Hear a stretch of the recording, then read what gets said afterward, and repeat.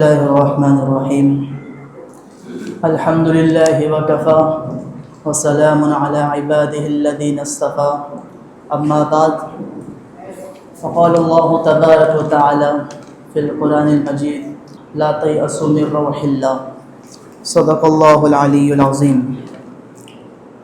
محترم بزرگوں اور عزیز دوستوں، آپ صلی اللہ علیہ وسلم کی زندگی محض مسلمانوں کے لیے نہیں بلکہ ساری انسانیت کے لیے آب حیات ہے۔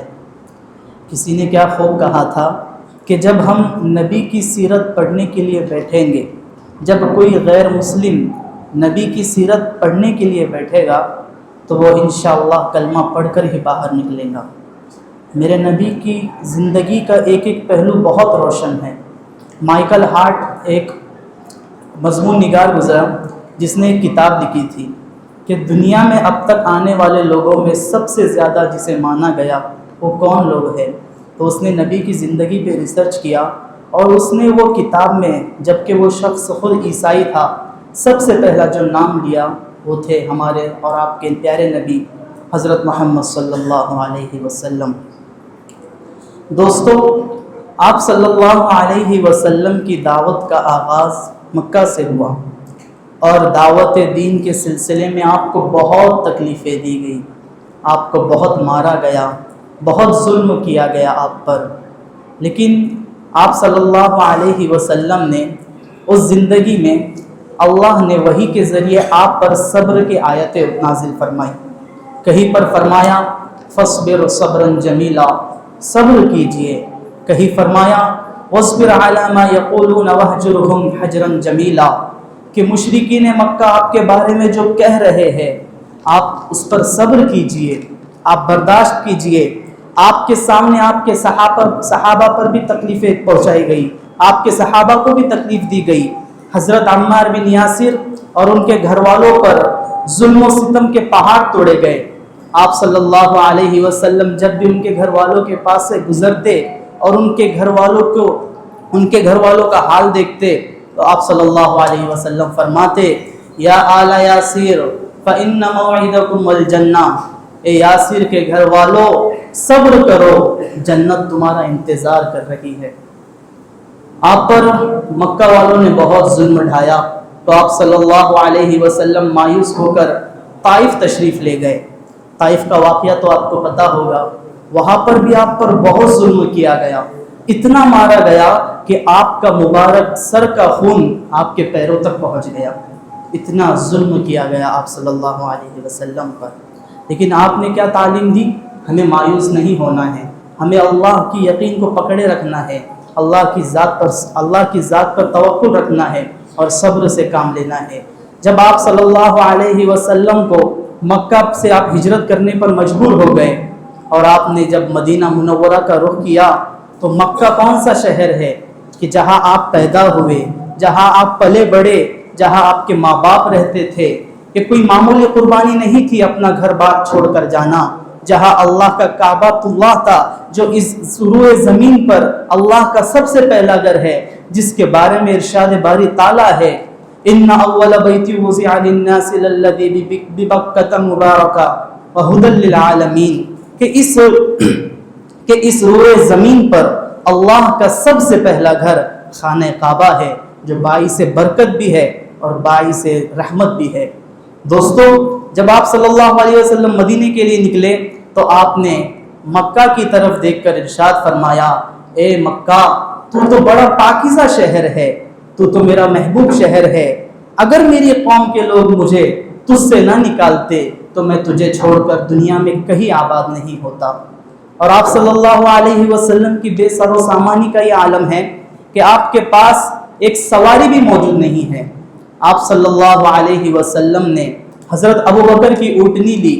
جب مشرکین مکہ کو پتہ چلا کہ آپ ہجرت کر کے جا رہے ہیں تو مشرکین مکہ نے اعلان کر دیا کہ جو کوئی محمد صلی اللہ علیہ وسلم کو زندہ یا مردہ لے کر آئیں گا اسے 100 اونٹ انعام میں ملیں گے۔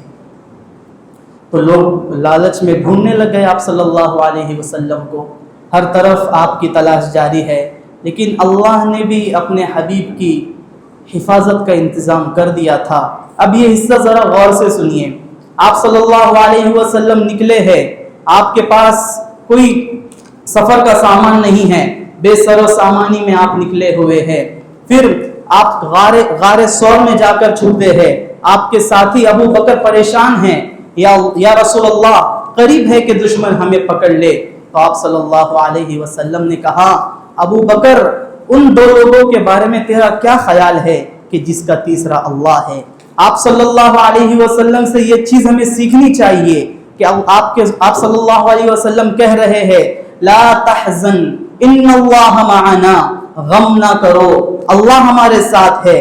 دنیا میں کسی بھی مرحلے پر ہمارا کوئی بھی مسئلہ ہو، ہمیں اللہ کی ذات سے مایوس نہیں ہونا ہے، کیونکہ آپ صلی اللہ علیہ وسلم بتا کر گئے ہیں کہ دنیا میں تم پر کتنی ہی بڑی مصیبت آ ٹوٹے، کتنا ہی بڑا تم پر غم آئے، لیکن اللہ کی رحمت سے مایوس نہیں ہونا، اللہ کے سامنے اپنا غم بیان نہیں کرنا۔ اللہ تعالیٰ اگر چاہتا تو اپنے حبیب کی حفاظت کے لیے فرشتوں کا لشکر بھیج دیتا۔ آپ جب غار ہرا میں گئے تو اللہ تعالیٰ نے کبوتر کے ذریعے انڈے دلوا دیے اور ایک مکڑی جس نے جالا بن دیا تھا غار کے اوپر۔ تو اگر اللہ تعالیٰ چاہتا تو اپنے حبیب کی حفاظت کے لیے فرشتوں کا لشکر بھیج دیتا، وہ آتے مشرکین مکہ کو مار کر بھگاتے۔ اللہ تعالیٰ اگر چاہتا تو کوئی آہنی دیوار کھڑی کر دیتا کہ جس کی وجہ سے مشرکین کی نظر آپ پر نہیں پڑتی، لیکن اللہ نے ایسا نہیں کیا۔ اللہ بتانا چاہتا ہے قیامت تک آنے والے لوگوں کو کہ دیکھو اگر ہم زمین پر اپنے سب سے بڑے حبیب کی حفاظت کرنا چاہے تو ایک معمولی سے مکڑی کے جالے سے بھی حفاظت کر کے دکھا سکتے ہیں۔ اسی لیے ہمیں زندگی کے کسی بھی مرحلے میں اللہ سے مایوس نہیں ہونا ہے۔ آپ صلی اللہ علیہ وسلم کی بے سر و سامانی کا حال یہ ہے کہ آپ کے پاس سواری بھی موجود نہیں ہے، اور آپ کی ایمانی غیرت اور ایمانی کیفیت دیکھیے۔ ابو بکر آپ سے کہہ رہے ہیں یا رسول اللہ ہمارا کیا ہوگا، دشمن ہمیں پا لیں گے۔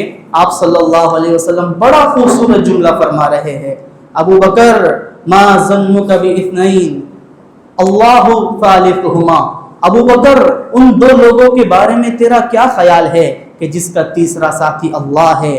یعنی جب تک اللہ ہمارا مددگار ہے دشمن ہمارا کچھ نہیں بگاڑ سکے گا، دشمن ہمیں کوئی ایذا نہیں پہنچائے گا، وہ ہم پر مغلوب نہیں ہوگا۔ اللہ فرماتا ہے لا غالب الا اللہ، غالب تو صرف اور صرف اللہ کی ذات ہے۔ اور مومنوں کا یہ نعرہ رہا ہے حسبنا اللہ ونعم الوکیل، اللہ ہمارے لیے کافی ہے، کفاروں کے لیے پولیس ہے، کفاروں کے مددگار وہ جس پہ اڑتے ہیں اپنے دم پر، تو وہ پولیس کی طاقت ہے، ان کے پاس فوج کی طاقت ہے، ان کے پاس لشکر کی طاقت ہے، مال کی طاقت ہے، ہمیں ستانے کے لیے مختلف شعبے اور محکمے ہیں، لیکن ایمان والوں کے پاس کیا ہے؟ ایمان والوں کے پاس ایمان کی طاقت ہے، اللہ کی طاقت ہے۔ حسبنا اللہ ونعم الوکیل، اللہ ہمارے لیے کافی ہے اور بہترین مددگار ہے۔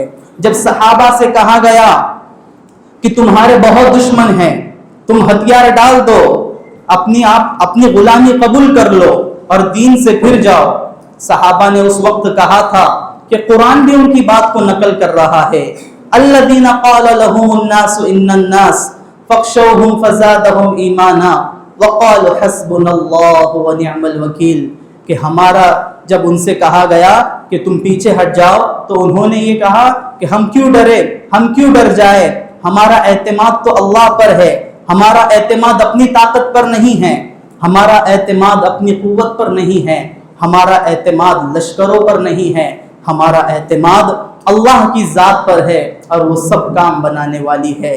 یہ ہے ایمانی سوچ، یہ ہے ایمانی فکر۔ آپ صلی اللہ علیہ وسلم ہجرت کے سفر میں آگے بڑھے تو ایک دشمن جو کہ کافر یا مشرک ہے وہ گھوڑا دوڑاتا ہوا آتا ہے، آپ صلی اللہ علیہ وسلم کو پا لیتا ہے۔ حضرت ابو بکر کہتے ہیں یا رسول اللہ قریب ہے کہ یہ ہمیں گرفتار کر لے گا۔ آپ صلی اللہ علیہ وسلم نے کہا نہیں کرے گا۔ آپ صلی اللہ علیہ وسلم نے بددعا فرمائی، اس کے گھوڑے کے پیروں کو زمین نے پکڑ لیا، وہ چیخنے لگا محمد صلی اللہ علیہ وسلم میری جان بچا دو، میں واپس چلا جاؤں گا۔ آپ صلی اللہ علیہ وسلم نے دعا فرمائی، اور زمین نے اس کے پیروں کو چھوڑ دیا. پھر اس کو لالچ آیا, واپس لوٹنے کے بجائے پھر آپ صلی اللہ علیہ وسلم کو گرفتار کرنے لگا. آپ نے پھر وہی بد دعا فرمائی. ایسا 3 دفعہ ہوا. تیسری بار اس شخص نے کہا کہ محمد صلی اللہ علیہ وسلم مجھے ایک امان نامہ لکھوا دیجئے کہ جب آپ کی حکومت بنے گی, جب آپ یا آپ کے کارندے ہوں گے, آپ کے کرنے والے آپ کے صحابہ ہوں گے, تو مجھے آپ کی حکومت میں امان ملے گا, مجھے تکلیف نہیں پہنچائی جائے گی.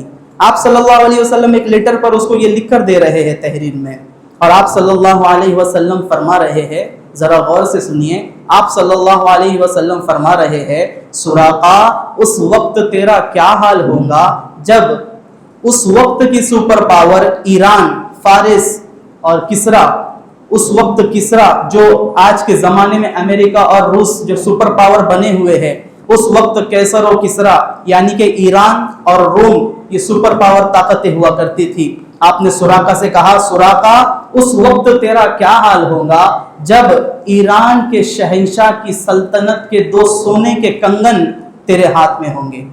میرے حبیب کیسے جا رہے ہیں, نہ ان کے پاس خود کی سواری ہے, اور کیا کہہ رہے ہیں, آنے والے دور کی بات کہہ رہے ہیں کہ سراقہ میں دیکھ رہا ہوں کہ آنے والے دور میں ایران کے شہنشاہ کی سلطنت کے 2 سونے کے کنگن تیرے ہاتھ میں ہوں گے. یہ آپ صلی اللہ علیہ وسلم فرما رہے ہیں. پھر دنیا نے دیکھا, تاریخ نے سفر کیا, آپ صلی اللہ علیہ وسلم کا دور ختم ہوا, حضرت ابو بکر کا دور مکمل ہوا, آپ دنیا سے تشریف لے گئے, حضرت عمر کا دور آیا, اور حضرت عمر کے دور میں ایران کو فتح نصیب ہوئی. ایران پر آپ نے قبضہ کر دیا, فتح اپنی محنت کر کر حاصل کیا. تو جب مال غنیمت آیا, سامان کے ڈھیر لگے, یاد رکھنا یہ تاریخی حقیقت کہ اللہ تعالیٰ نے ارشاد فرمایا کہ جب میرے بندے دین و ایمان کی راہ پر چلتے ہیں تو میں انہی کو غالب کرتا ہوں, انہی کو سربلندی حاصل کراتا ہوں, وہی سربلند رہتے ہیں جو دین و ایمان کی راہ پر چلتے ہیں. پھر کیا ہوا کہ سراقہ, آپ حضرت عمر رضی اللہ عنہ نے بلایا سراقہ کو بلایا گیا, اور آپ صلی اللہ علیہ وسلم نے اسے 2 سونے کے کنگن دیے اور کہا, سراقہ سونا تو مسلمان پر حرام ہے, سونا مرد پر پہننا استعمال کرنا حرام ہے, یہ 2 سونے کے کنگن میں تھوڑی دیر کے لیے تجھے دے رہا ہوں تاکہ دنیا دیکھے کہ میرے نبی نے ہجرت کے سفر میں جو بات کہی تھی آج وہ بات سچی ہو گئی. دوستو, آج ہماری پسماندگی کا عالم یہ بھی ہے کہ ہم نے اپنے آپ کو فرقہ واریت میں پھنسا دیا ہے, ہم نے اپنی اجتماعیت کو ختم کر دیا ہے, اونچ نیچ کا مزاج عام کر دیا ہے, برادری ذات پات کے نام پر لڑائیاں کر رہے ہیں. دیکھو ہمارے اسلاف کی تاریخ پڑھو, صحابہ کی زندگی پڑھو کہ جب حضرت امیر معاویہ اور حضرت علی کی جنگ چل رہی ہے تو ایک بادشاہ جو کہ کافر یا مشرک ہے, اس نے حضرت امیر معاویہ کو خط لکھا کہ معاویہ اگر تو کہہ دے تو میں یہاں سے ایک بڑا لشکر وہاں پر لے کر آتا ہوں, اور تم اور میں مل کر حضرت علی کے ساتھ جنگ کریں گے. حضرت معاویہ نے فوراً جواب میں لکھا کہ اس بادشاہ کو لکھا کہ ہمارے درمیان لاکھ اختلاف صحیح, لیکن آج بھی اگر علی یہ اعلان کر دے کہ ہمیں باطل کے خلاف لڑنا ہے تو حضرت علی کے جھنڈے کے نیچے پہلی صف میں جو بہادر کھڑا ہوگا وہ امیر معاویہ ہوگا. یہ ہے ہمارے صحابہ کی تاریخ. ہم آج خود غرض بن گئے ہیں. آپ صلی اللہ علیہ وسلم نے فرمایا 3 چیزیں امت کو ہلاک کر دیں گی, ثلاث مہلکات, ان میں سے ایک ہے شح مطاع, خود غرضی امت کو ہلاک کر دیں گی, مفاد پرستی امت کو تباہ کر دیں گی, اور آپسی اختلاف امت کا جنازہ نکالیں گا. ہمارے اسلاف کی تاریخ ہے, حضرت نظام الدین اولیاء رحمت اللہ علیہ, اس وقت ان کی مزار پر قوالی ہوا کرتی تھی, لوگ جھومتے تھے قوالی میں, وہ مغلیہ سلطنت کا دور تھا, تو اس وقت قاضی مقرر کیے جاتے تھے کہ جہاں کہیں بھی بدعات خرافات جیسے کام ہو رہے ہیں انہیں روکنے کے لیے. تو حضرت قاضی ضیاء الدین چلتے چلتے حضرت نظام الدین کی تصوف کی محفل میں پہنچے اور دیکھا کہ سب لوگ جھوم رہے ہیں, تو انہوں نے اپنا عصا زور سے زمین پر مارا اور کہا یہ سب بند کرو, یہ خلاف شرع عمل ہے. تو وہ بند ہو گیا. کچھ دنوں بعد حضرت قاضی ضیاء الدین کی طبیعت خراب ہو گئی اور ایک دم آخری مرحلے پہ وہ پہنچ گئے، تو دروازے کی کھٹکھٹانے کی آواز آئی قاضی ضیاء الدین کے. جا کر دیکھا تو حضرت خواجہ نظام الدین اولیاء کھڑے ہوئے ہیں.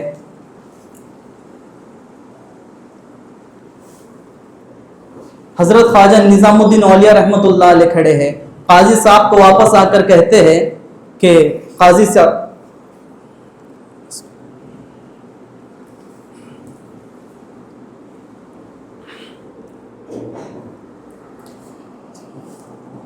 قاضی ضیاء الدین صاحب کے خادم آ کر قاضی صاحب سے کہتے ہیں کہ نظام الدین اولیاء آئے ہوئے ہیں. حضرت قاضی ضیاء الدین نے کہا کہ یہ میرا آخری وقت چل رہا ہے اور میں اس وقت میں ایسے شخص سے نہیں ملنا چاہوں گا کہ جو خلاف شرع عمل کرتا ہے، جو بدعات و خرافات کرتا ہے. میں ایسے شخص سے نہیں ملنا چاہوں گا کیونکہ یہ میرا آخری وقت ہے.